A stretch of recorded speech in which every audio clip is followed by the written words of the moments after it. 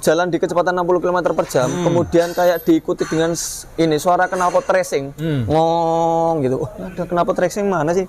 Tengok ternyata dari mobilnya sendiri. Itu adalah suara dari bearing. Ciri khasnya adalah kecepatan 50 ke atas lah, 60 ke atas, 50 ke atas itu dia ada suara dengung. Terlebih kalau gasnya dilepas. Jadi habis digas, 60 gasnya dilepas itu semakin kencang. Gitu. Iya.